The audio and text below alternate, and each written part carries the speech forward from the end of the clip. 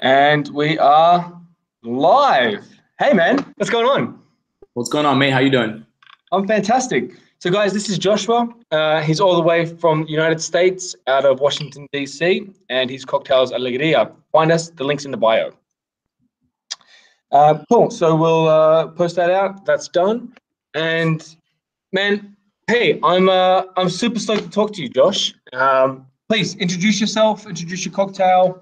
Tell us a little bit about where you're working out of. Cool. So first of all, Josh is what people used to call me back in the day. My real name is Josue. It was my name in Cuba, but being here in the States, not everybody could pronounce Josue properly. So I made it easy for them, and I was like, just call me Josh. That's cool. So Josh or Josue works great. It's Josue all day online because I think it's catchy. It works. It's fun. And if you get to know me, you'll realize that I'm a very intense, hyperactive individual. So that's why all day works, because I'm going all day. Josué, pues, y también si quieren hablar en español, no te preocupes. Sí, también, hablamos en español y inglés también, vamos para atrás y para adelante, para que tú sabes que esto es del universo, todo el mundo puede ser parte de esto. Ay, vale. Cool, man. So, Josué, porfa, tell everyone where you're working out of and Alegría. Okay, excellent. So I recently moved to DC about 4 months ago, actually. I'm from Miami, so I'm representing a lot of Miami in this competition and, a little bit of DC. I was born in Cuba, raised in Miami, and I moved here to hopefully this year opening my own restaurant. I'll be a partner with some people. We'll be opening a concept together. Construction should be starting soon. But in the meantime, I've been settling and I've been working at 2 of DC's finest restaurants. I like the nice restaurant setting because I'm opening a nice restaurant. So to get more experience, I'm working for Steven Starr, who's a big restaurateur here in the United States. Big guy out of Philly, has a bunch of restaurants in Philly, a few in Florida. But here in DC, he just opened up a new concept, St. Anselm. So it's an American tavern, good classic cocktails, a little bit of a twist, delicious food, focusing on the grill. Pretty good chef. She was on Top Chef. She's really good, actually. Not pretty good. She's really good. And then I also work for a Michelin star chef at Bresca. It's a very nice. It's a small restaurant, small menu, but very attention to detail. Everything is pristine, and the beverage program there is a little bit more elevated. We do a lot of cool things, from fat washing to airs to like cool infusions, and just using different techniques and different vessels. So it's a little bit more involved, but it's, I got both. I got one where it's a little bit more volume and classic, one that's a little bit more culinary driven. So I get to satisfy the soul and the pocket. Yeah, cool, man. And do you find that that reflects in the construction of Alegría? Did you find that, like, entering Legacy, having those 2 backgrounds that's consuming you daily, did that force you in any particular kind of way? Well, the truth is that the whole concept for Alegria has been growing for the last 4 years, because I saw the Bacardi Legacy competition 5 years ago in Miami when I was a young bartender. I was very eager. I had friends compete, and I would attend the competition. I knew it was like a big one, so I was like, I don't know if I'm ready for that. So I would attend and I would watch it, and like I would hear them tell the story of their legacies and how like these amazing bartenders that were my mentors at the time were competing in this cool competition. And I said, wow, this is cool. I want to do this. But I really understood the competition. I didn't think that it was just a competition I could just enter. I understood that you needed to actually have something to talk about. You need to build a legacy. You need to be passionate about something. I was passionate about a few things, but I didn't really know yet. I was still like 23 years old. So I decided that I was gonna win this competition. Hey guys, so I realized that in order to do it right, I needed to study it. I needed to really find what moves me and what I could be passionate about and talk. So over the years, I worked under a bunch of really good bartenders in Miami, learned a lot, and I discovered like what is it that I like to do, and I like to bring people joy. The reason why I do anything is because I like to satisfy others. I'm a servant to man. So the concept from Alegria came to me one day. I was like, I had the cocktail down. I already knew what I was going to do more or less. I was like, I'm going to do a plain on daiquiri because I love daiquiris. I wanted to use a red bitter because it's something that is incorporated into my life. Like as an industry professional, you learn to appreciate the bitter taste of cocktails. So it was something to represent like my bartending side. Lime juice, there's no lemons in Cuba, so lime juice is what it was going to be. And then, I struggled with the syrup for a while. but I was inspired by something that brought me a lot of alegría growing up, which was when my grandmother used to make me arroz con leche. So she would take care of me. She would make me arroz con leche, and that would brought me so much joy. So I said, how do I make like an arroz con leche syrup? So I played around with a bunch of different ways, and then it was like too creamy one time, it was too sugary one time, it was weird another time. So I was like, let me just like make a syrup that resembles the flavors and not necessarily be an arroz con leche. So I pretty much made like a play on an orgeat. So I took vanilla almond milk, brown sugar, and a little bit of cinnamon sticks, and I made a simple syrup with that. So it was quite easy to do that. And I was like, this is great. This is perfect. What do I name the cocktail? So after thinking and realizing, I was like, I love to bring people joy. And I thought the name, I'm like, Alegria. It's such a pleasant word. It rolls off the tongue. And once I found out the name, once I was like Alegria, and I knew why the syrup and all the things just clicked. It's been like 4 years of me staying up at night thinking, oh man, what am I going to do for this cocktail competition? Yeah. For anyone that's watching and who isn't Latin, arroz con leche, it's mother's milk. You know, every Saturday night, Sunday morning, arroz con leche. You know, breakfast, lunch, and dinner. If you're poor, it's dinner. If you're rich, it's dessert. I mean, arroz con leche is life, man. Shout out to my mom. Arguably the best arroz con leche in the world. I love you, mom. We're gonna have to talk about my grandmother's arroz con leche, okay? Because you know, growing up in Cuba, we didn't have a lot of money. There wasn't a lot of things. So arroz con leche was something that rice pudding was something that when you made it, I didn't have it for dessert. I had it as a meal. I was like, oh man, I'm arroz con leche. It's so funny. Like one of the reasons why I really wanted to talk to Josh or Josue was because one thing, the name Alegria, it's something that it seems so stupidly simple, right? It seems like how could a cocktail not have been called Alegria up until this point? We're 11 years into the competition, and I did my research, man. You know, like you, I've been planning Cuba's cocktail quite a while. It's not something that just kind of sprung up 2 days before the competition. Deadline was due. Like, I think if you're listening to this and you're going to compete in the Legacy, it can't be half-assed. Legacy is a beast of a competition, and it's a grind, and it takes an honest soul and it takes an authentic person to really thrive in this competition, I think. It's like having a child. I was talking to one of my friends the other day. He invited me to do something, and I was like, "Oh, you want to go to New York? That's a good idea. Let me see if that would be good for Alegria." And then he's like, "Yo, you're talking about Alegria like if it's your daughter." I'm like, "Well, yeah." Yeah, it is, man. You know, because we're investing so much time into this, and it's something that it means something to everyone that's competing up until this point. You know, you've done enough work and you've shown enough passion, enough drive to get to top 3. That now it's time to treat it like a child. Now it's time to really nurture it, let it grow. And so the reason why I say that is to say this, that, you know, I did my research. I went, you know, I didn't want to have a cocktail that even remotely resembled a name that had appeared in the last 6-7 years. So I went through the archives of names, and, you know, I was just searching through them, looking at the ingredients, looking at the concepts, watching their videos. And then when I saw Alegria on Instagram in 2019, I was like, dude, not a single cocktail was called Alegria. Not a single cocktail used arroz con leche. No. And these are such, you know, people are playing a lot on the Latin base, which is super cool. You know, it's great. It's great for the heritage.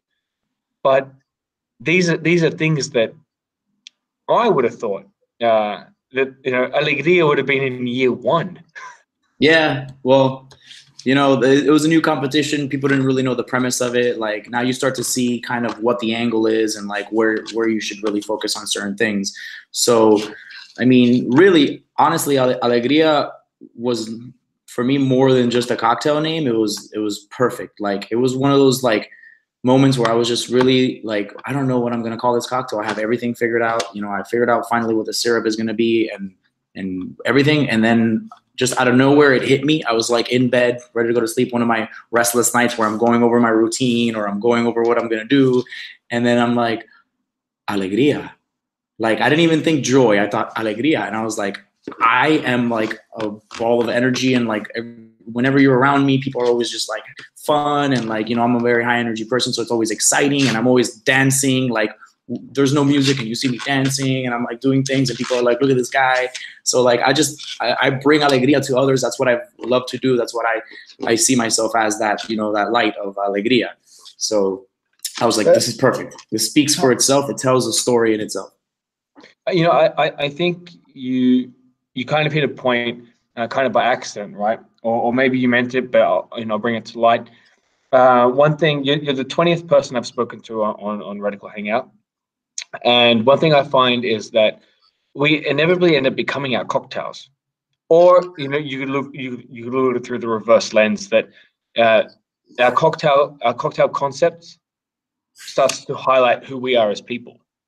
And this goes back to when I mentioned those who are authentic thrive in this competition.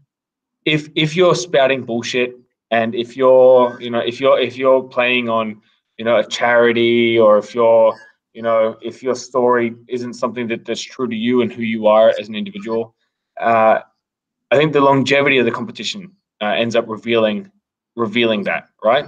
I agree. Yeah, the genuine in the genuinity in the like story and like what the concept that you were talking about really translates so much better and goes further when it's something that embodies you. And you know, that's what this competition is about, and that's what you need to understand if you're gonna do this competition, that it truly is about a legacy, and not Don Facundo's legacy, but your own legacy. And that's something that I appreciate that Bacardi is doing, because they are empowering young people and not young people. I don't want to like say, oh, you have to be young, but like anybody who wants to take on and promote their legacy and grow into something.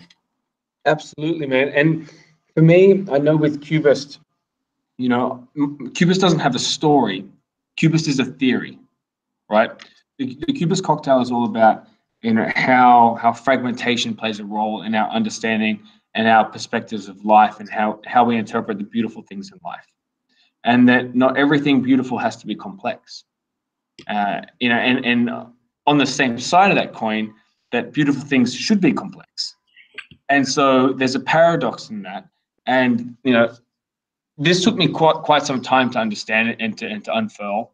And this is I looked at how I see beauty. I looked at how I wanted, or how I interpret art, and the theories that I personally apply to understanding art. And you know, this is something that is it's pretty complex if when you're trying to explain it to bartenders. But I live and breathe this. You know, I'm really into art. I'm really into art theory. It's something that I'm quite passionate about. And it was a no-brainer for me when it came time to creating this drink and creating a recipe. And I think, you know, trying to find that paradox between, you know, complex and elegant and approachable, that was really hard, right? And I wanted to keep things quite simple. So my recipe is super simple, man. I mean, carta blanca, martini extra dry, bar spoon of pastille, 30 mils of prosecco, honey water, 1-to-1, lemon juice. Bang, it's over. It's done. Yeah, it's beautiful. I love the flute concept and how you did a play on like French 75, but I guess it would be an air mill because we're using rum. So it's delicious. I can't wait to try it one day, because that is something that I saw and I was like, damn, that's a good one.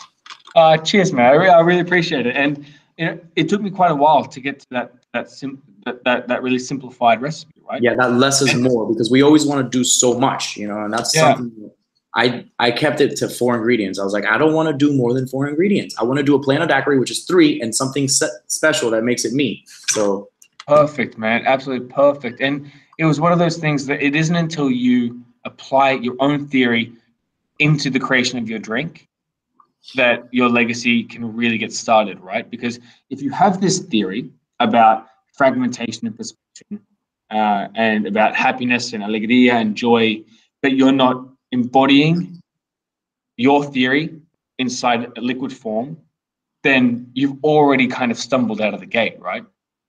If my theory is about, paradox, complex yet being simple, and I'm making 400 different kind of syrups, I'm using obscure ingredients, then that's not representing to the truest form what Cubist stands for. So, I suppose my advice in this is you have to live and breathe the concept of your drink, and you have to stand behind it 100% from the moment you press enter to the moment that you're holding the trophy. Yeah, even with when I was creating my logo, I was talking to my designer, and he's like, "Well, what do you want to do?" And I was like, well, "I don't fucking know. What does Alegria mean to you? Like, how do I make make a logo that represents Alegria?" So I was like sketching, and I was doing things, and then I was like, I remember that I like to like dress up nice every now and then, but when I'm not like suited, I'm normally wearing some kind of floral shirt. Like I'm in DC, and I wear tiki shirts like at all my jobs, and they're like, "Look at this fucking guy." So when I came up with the thing, I was like, let's do like a tiki like design in the back, because one, it's Caribbean-aged rum. So, the label of Bacardi Cuatro has these beautiful like tropical settings. I was born in Cuba, raised in Miami, so this makes sense. And then if you always see me, I'm wearing something like this. Yeah, it's a beautiful logo, man. Yeah, and we put a bat there hidden in there. It's like a subliminal bat. I see that. Shit, cool. So it's cool. I was like, this is perfect, and I drew something similar to that, and I gave him some pictures of some of the t-shirts that I had, and he created this, and I was like, I love it. It's perfect. Fantastic, man. Creating a logo is really difficult. And, I think right now we're starting to kind of stick along a trend on this Hangout, and the trend is authenticity, right?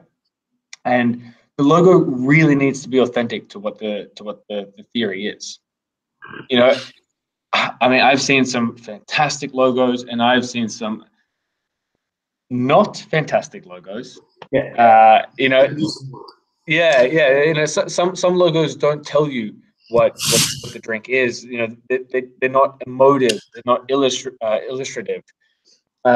So be authentic. Have that red line. Understand the theory. Understand the concept, and just keep that theory and concept everything right through the liquid, to the logoing, to the presentation, to the marketing campaign, to your press releases, to, like you said, this is your child. You live and you breathe it.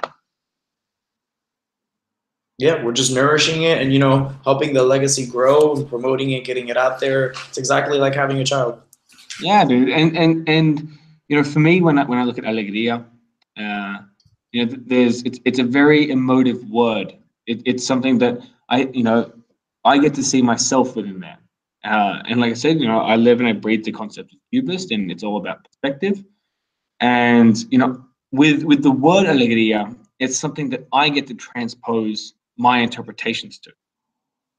And I think that it was something that when I saw your syrup, arroz con leche, it takes Latins to a certain place. Yeah. Right. If you understand what that is and you read that, you're like, whoa. I've had my friends at home say, arroz con leche, what's up? Yeah, man. And what do you mean there's arroz con leche in this cocktail? I want to try it. Dude, I'm dying to try this drink, man. I mean, after this, you're going to have to send me the recipe. I'm going to get on it. Definitely. I'm going to try this thing. But, the word itself, it allows me a portal of access, right? To start beginning this wordplay, this understanding of what it means to me. And that's before I even drink the drink. Yeah, definitely. So I mean, how are you activating Alegria in activities? How are you campaigning this? How are you involving people with your interpretation of Alegria? Definitely. So first, let me touch on the hashtags that I came up with. I feel were very true to what I'm trying to do, because one of them is welcome Alegria. And welcoming Alegria is something that when I do my presentation and I talk about my legacy, I talk about how we tend to be negative all the time, as people, as a race. We tend to for some reason, it's easier to be unhappy than it is to be happy.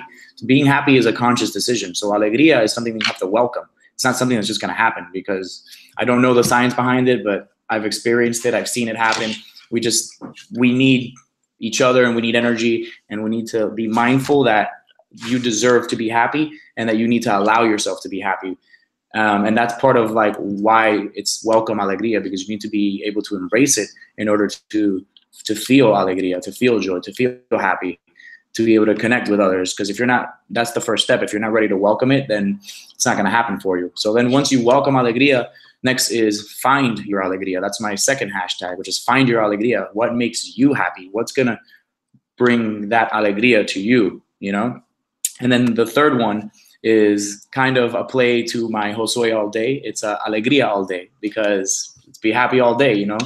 And also it just kind of goes with my Josué all day thing. But that's pretty much what I was going for. And then the way I'm getting it out there really is I'm doing the guest shifts, I'm doing the social media, but I really want to, like I told you, I'm really into wellness, mental health, fitness. So I just moved to DC, so I've been going to a few different new gyms, feeling out like what I'm doing.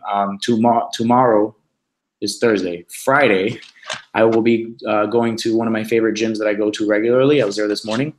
I finally built a good relationship with the gym and the owner, and because it's Friday, I'm going to do a happy hour for them. So there's a class at 4:30, there's a class at 5:15, and there's a class at 6:30. So after each class, I'll be there throughout the whole thing, but after each class, I'll have a little table set up, and I'll have like my setup, and I'll be making Alegria cocktails, and I'll be like, hey guys, you know, you did what moves you, you earned your booze, now you deserve to welcome and find your Alegria. And then I'll give out the cocktail, I'll let them try it, I'll tell them where it's available here in the city that they can order it. And I'll tell them about upcoming guest shifts that I have. If you like the cocktail, Alegria, you know, everyone does a little social media, you get a little drink Friday night after your workout, you know? That's really smart, man. That's so really smart activation. You know, finding something that that's connected to you, to your program, to your campaign, and then linking people back to a venue where they can get it. That's a really great closed loop. I really enjoyed that, and I really enjoy the tiered hashtags that you're doing. You know, yes. I think that's really intelligent. It's an intelligent thing that, I mean, my Instagram's moving on quite nicely, but I'm still kind of iffy on hashtags, and you know, I'm just kind of like flying blind there. But I think for people that end up watching this, you know, be smart with the hashtags. Tell a story with those hashtags, and make it something that's really easy for people to grab a hold of it, to use themselves outside of the cocktail realm. That's really smart, man. Congratulations. Thank you. I mean, these things just came to me. I was like, I felt it. I felt the alegria, and it made sense, because I feel like when you really want to get something out there, you find the words, you know, you find the means to do it. So I really want to promote health and wellness, and you know, people to be happy, you know. So that's one of the things I'm doing. I want to do another thing. I want to do something similar at like just a regular gym, and like I haven't done yoga in a while. I've been moving, and I just got here, but I'm gonna find a good yoga studio, do the same thing after class. Everyone gets a little alegria.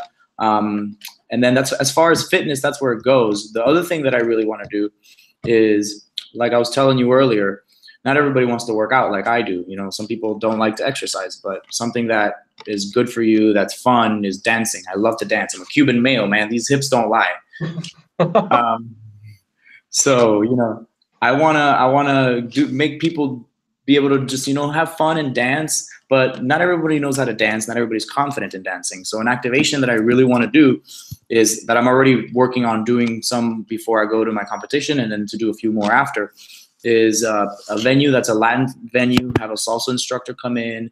We get a bunch of industry people who are RSVP'd for the event. You come in, we do a little salsa class where you learn to dance, a little basic salsa, and then we drink a little bit of alegria, and we finish the night, you know. And then, you know, you have a new set of skills. It's a fun activation. We'll dance after too. After you've learned everything, you get to use it and drink alegria. And it's, you know, it's something that moves you, it gets you out of your regular routine, and then it brings you joy. Dancing releases endorphins. You're happy. You sweat. You drink a little bit of alegria. It makes you feel better.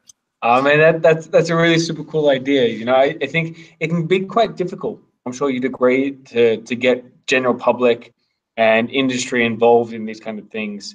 And, you know, you really have to be creative in what's something that's going to interest these people. you know. And I like the way that you're thinking outside the box in terms of like, okay, I'm stepping away from it being booze centric, because like that card is kind of played, right? Like Right. we're moving into a new era, new bartenders, more self-aware consumers.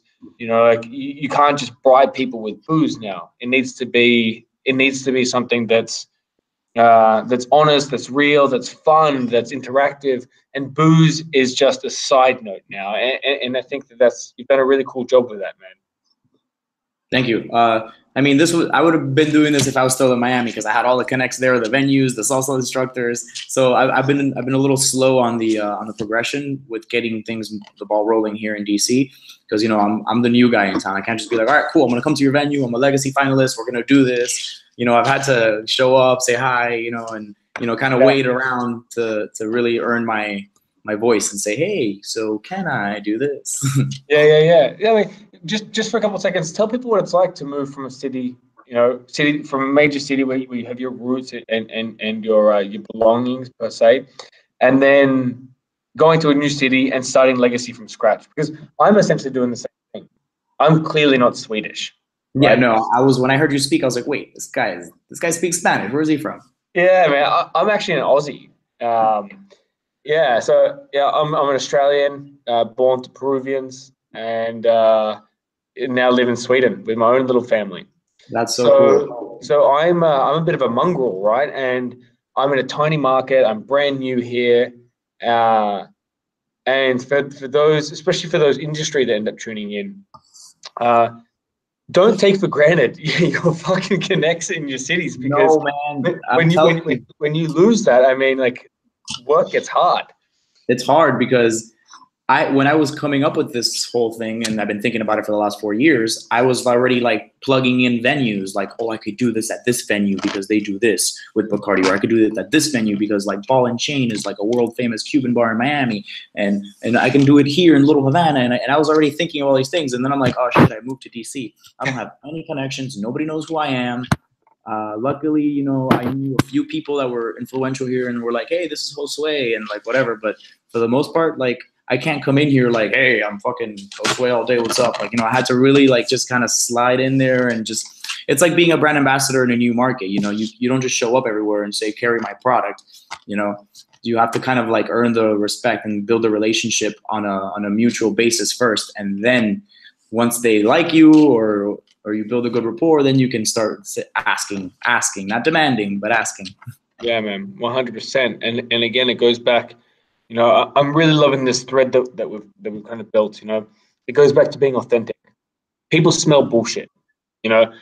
People smell a fraud. They smell a fake. They smell an ill concept, and I suppose furthermore, an ill person.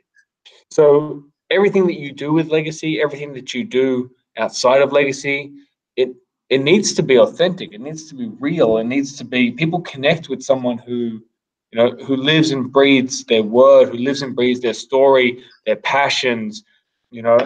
That's really important, I think.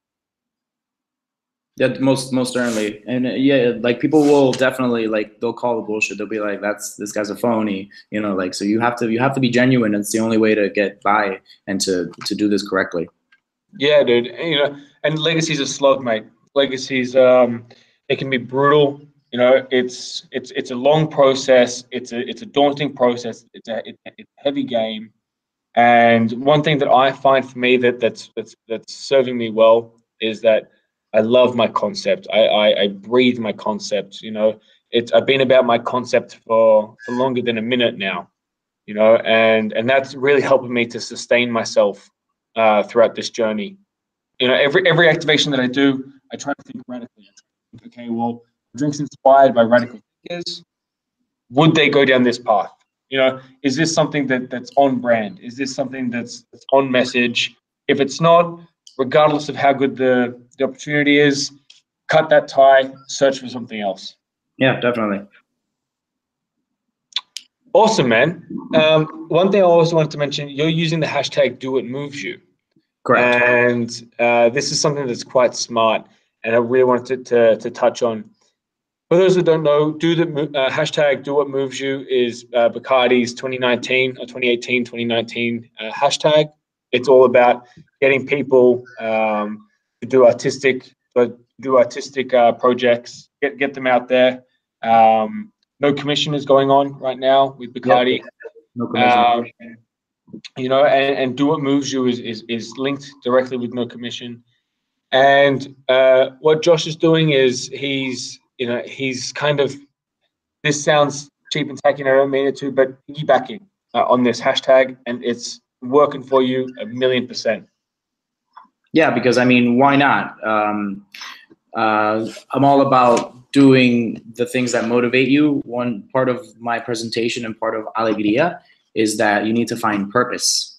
And, having a purpose is one of the things that helps you welcome Alegria and find your Alegria, because purpose is what gives us the reason for being, the reason for living. So when you have a reason, then you feel good. I have a purpose to do this. You do that, you feel good. Or you're working towards something. So I'm also a big believer that you need to move with purpose. It's one of the things when I train bartenders behind the bar that I tell them, like, don't move like this. I need you to move like this. I need you to move with a purpose. Like, you're here for a reason. If not, stay home and then don't do anything. But if you're going to be around me, you got to move with purpose. I'm a very fast walker. People are like, yo, you got a city walk. I'm like, no, I'm just moving with purpose. I want to get somewhere. I'm going places. So legs, man. So that's what it is. And something that moves me is, to move others. I've always been like a well-rounded person. Like, I've always liked to do everything. In school, I was in every club. I was like in every sport, but like I was never the best at any of them. I fucking sucked, but I did them. I did them because in doing so, I had like some purpose. I was around.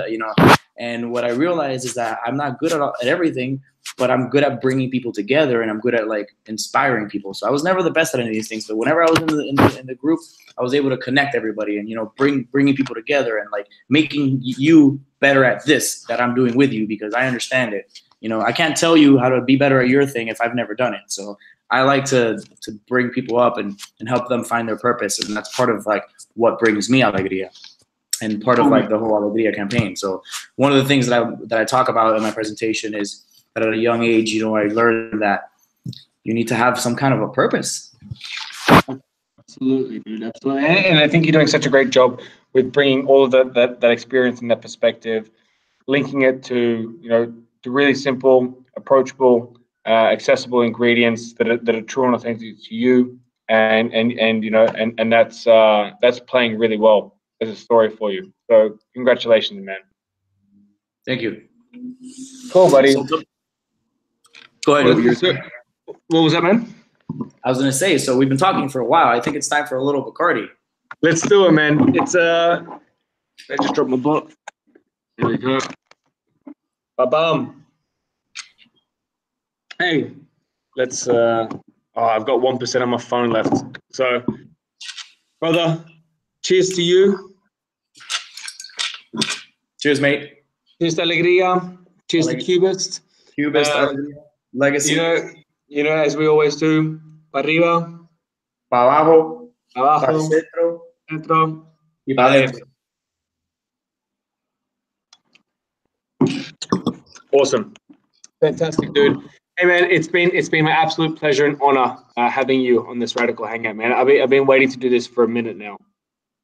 Yeah, man. Thank you so much for having me on. This was great. A lot of fun. Really good to hear about your concept about perception and perspective. I think it's very cool. I think the same way as well. That I'm saving for Bombay Sapphire Most Imagined. No, I'm just kidding. At least it's still in the family. At least it's still on brand. No, but that was great. Thank you so much for taking the time to let me do this with you. Absolutely, man. And hey, dude, when I hang this up, call me again, because we have to plan that New York trip. I was just gonna say that. Yeah. All right. Cool. So, guys, we're gonna end it here, and Josh and I, we're gonna jump on another call, and we're gonna get something together, and you'll see the fruits of that labor later on. There you go. Planting seeds, watering them, and we'll see them grow. Fantastic. All right, man. Peace and love to you, brother. Take care, homie. Ciao.